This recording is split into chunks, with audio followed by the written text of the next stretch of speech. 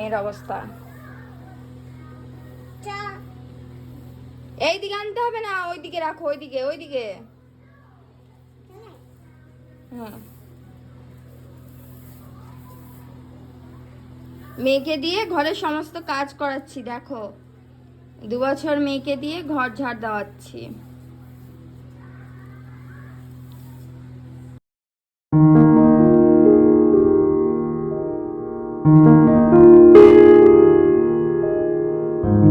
Hello বন্ধুরা, good morning.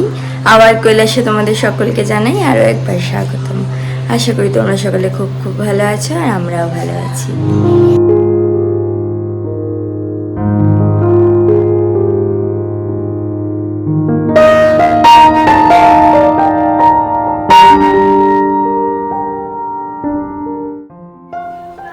ঘর ঝাড় দেওয়ার পর লক্ষ্য করলাম এই টেবিলটার উপরে হালকা একটু ধুলো পড়েছে, আর ফটো ফ্রেমগুলোও দেখছি হালকা একটু ধুলো ধুলো হয়ে গেছে। তো সেগুলোই এখন একটু পরিষ্কার করতে বসলাম। আর এই যে পারফিউমের বক্সটা দেখছো, এটা ভ্যালেন্টাইন্স ডে উপলক্ষে তোমাদের দাদা ভাইকে গিফট করেছিলাম।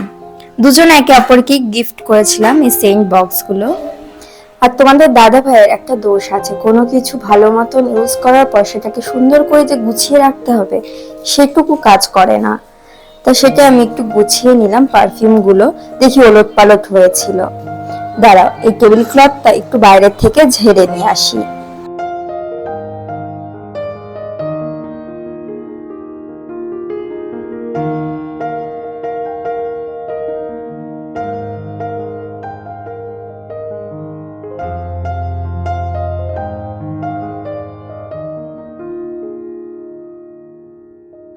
তা প্রত্যেক দিনই একটু একটু করে ধুলো পড়ে, আর প্রত্যেক দিন তো আর পরিষ্কার করে রাখা সম্ভব না। তা সপ্তাহে 2 দিন করে এই টেবিল ক্লথটা ধুয়ে রাখি। একদিন ধুয়ে ফেলি, আর একদিন একটু ধুলোটা ঝাড়া দিয়ে আসি। তা এর সাথে দেখি ফটো ফ্রেমগুলোর মধ্যেও হালকা একটু ধুলো ধুলো পড়েছে, তা সেটাও আমি একটু মুছে নিচ্ছি। আগে যখন আমি কিছু করতাম না, তখন আমার হাতে যেন তো অনেক সময় থাকতো, তখন সময় যেন কাটতেই চাইতো না। আর এখন সময় কোন দিক থেকে যে পার হয়ে যায় টেরই পাই না। তো তখন কি করতাম, প্রত্যেকদিন একটা না একটা কাজ নিয়ে ব্যস্ত থাকতাম। নয় রান্নাঘর পরিষ্কার করি, নয় আলমারিতে জামা কাপড়গুলো গুছিয়ে রাখছি, নয় খাট পরিষ্কার করছি। আর এখন এগুলো পরিষ্কার করার সময়ই পাই না আমি। এই যে হেয়ার স্ট্রেটনারটা দেখছো, এটা মেয়ের অন্নপ্রাশনের সময় কিনেছিলাম ইউজ করব বলে, কিন্তু পরে আর ইউজ করাই হয়নি। তো যেরকমটা ছিল নতুন একদম প্যাকেজিং করা, সেরকমটাই তুলে রেখেছিলাম। তা সেদিন হঠাৎ বক্স খাটটা খোলার পর চোখে পড়লো। তা ভাবছি একবার যে বের করে ইউজ করে দেখি ঠিক আছে কিনা। তা দেখি না, ভালোই আছে, ব্যবহার করা যাচ্ছে। তা এখন এই যে রান্নাঘরে চলে এসেছি, কয়টা বাটা মাছ ছিল, সেটা একটু পেঁপে আলু দিয়ে ঝোল করব। শুধু আমার জন্যই সকালের রান্নাটা হয়ে গেছে। সকালে টক ডাল করেছি তোমাদের দাদা ভাইয়ের জন্য, আর একটা ভাজা ভুজি রেখেছি।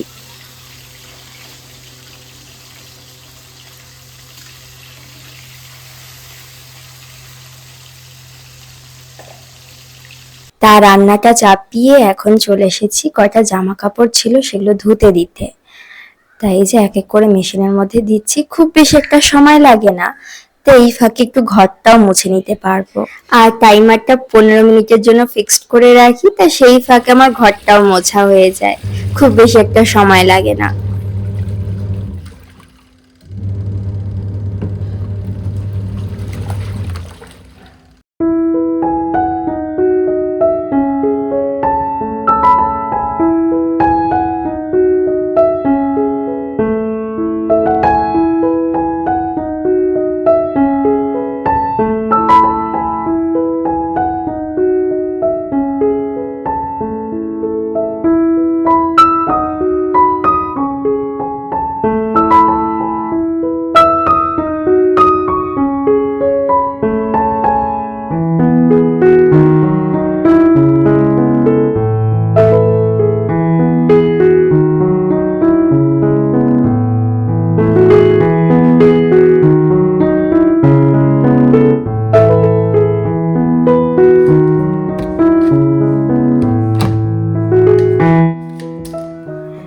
এই যে ঘর মোছার সাথে সাথে আমার জামা কাপড় কয়টা ধোয়াও হয়ে গেছে। এখন মেশিন থেকে বের করে এক এক করে মিলে দেব বাইরে। আর এখন জানো তো আমার ছাদে যেতে কুড়েমি লাগে। আগেই বাইরের দড়িটা ছিল না, তখন ছাদে গিয়েই মেলতে হতো, কিন্তু তখন অতটা কষ্ট লাগতো না। আর এখন এই যে বাইরে দড়িটা হয়ে গেছে, এখন এখানে সমস্ত জামা কাপড় এক এক করে মেলে ফেলি। এখন আর ছাদে যাওয়া মানে বিরক্তকর ব্যাপার। তা যাই হোক, এই যে এক এক করে জামা কাপড় কয়টা মিলে দিচ্ছি। আবার সাথে দোকানের দিকেও লক্ষ্য রাখতে হচ্ছে বারবার। তা দোকানে বারবার খরিদ্দার আসলে এই সমস্ত কাজ তো ফেলে রেখে খরিদ্দারকে দিতে যেতে হয়। তাই একার হাতে সমস্ত কাজ সামাল দেওয়া জানো তো ভীষণই ডিফিকাল্ট।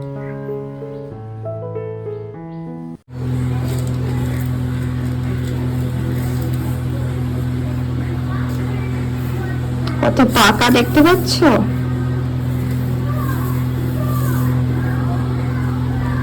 আর দিতে হবে না, দে এবার। আমার আর ঘরটা আসতে থাকবে না, দে। আমি আমি না, তোমাকে ঝাড় দিতে হবে না। আমাকে দেব অন্য ঘর ঝাড় দেবে। দাও না, অন্য ঘর ঝাড় দেবে।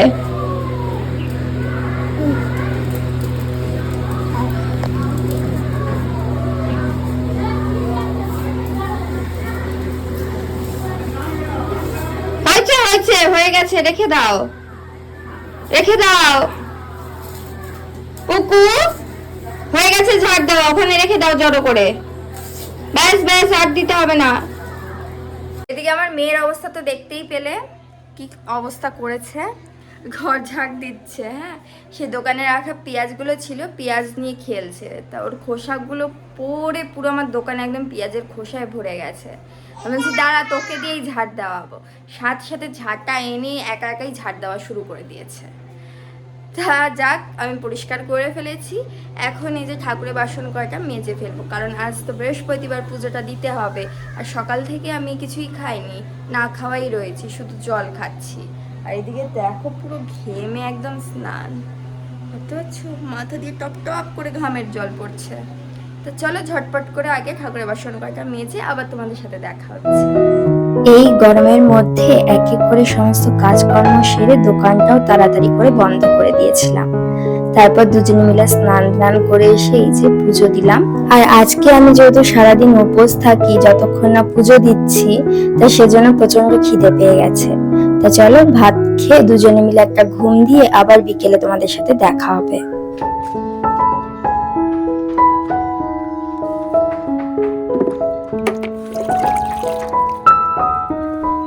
এখন ওই বিকেল 5টা মতন বাজে, আর আমি এই যে গাছগুলোর মধ্যে একটু জল দিচ্ছি। আর প্রায়শই দুপুরবেলা জানো তো হালকা একটু হাওয়া দেয়, তো হাওয়ার দরুন এই সমস্ত জিনিস উড়ে এসে পড়েছে আমার ছোট্ট বাগানে। আর সপ্তাহখানেক আগে বাজার থেকে একটা দোপাটির চারা নিয়ে এসেছিলাম। সেই দোপাটির অবস্থা দেখো, গাছটা পুরোই মরে গেছে। ডেইলি জল দিই, অথচ কেন যে মরে গেল বুঝতে পারছি না।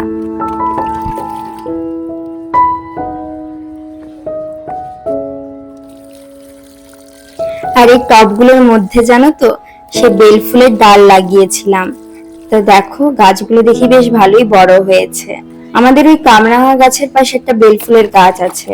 তা গাছটা অনেক ভেতরে বলে সেখানে ভালো করে যাওয়াও হয় না, আর গাছগুলোতে জলও দেওয়া হয় না। আর এই যে পুঁই গাছের চারা হয়েছে, কিন্তু দেখো পোকাতে সব পাতা খেয়ে নিয়েছে। কি করি বলো তো? আমি না অত গাছগাছালি তো কখনো লাগাইনি সেভাবে, তা কিভাবে যত্ন করতে হয় সেটাও বুঝতে পারি না। তোমাদের কারোর কিছু জানা থাকলে অবশ্যই আমাকে কমেন্টে বলো, যে কিভাবে কি করলে এই গাছগুলো ভালো থাকবে। তা কিন্তু অবশ্যই আমাকে জানিও কেমন। আর আমার ডেইলি ব্লগগুলো যদি তোমাদের খুব ভালো লেগে থাকে তাহলে অবশ্যই একটা লাইক করো। আর যারা আমাদের চ্যানেলে নতুন তাদেরকে বলবো অবশ্যই চ্যানেলটাকে সাবস্ক্রাইব করে আমাদের পাশে থাকতে। এদিকে এই যে মেয়ের জন্য দুধ জাল দিয়ে নিয়েছি। এখন ওকে একটু ওর ড্রিঙ্কসটা তৈরি করে দিই। ওকে খাওয়াচ্ছি হচ্ছে এই যে এই নিউট্রিলাইটের কেক স্প্রিং, চকলেট ফ্লেভারের রয়েছে। বেশি একটু মিষ্টি মিষ্টি করে দিলে না ভালোই দেখি খায়। ওই ঘরে চিল্লাচ্ছে, শুনতে পাচ্ছ? 1 চামচ মতন চিনি দিলাম।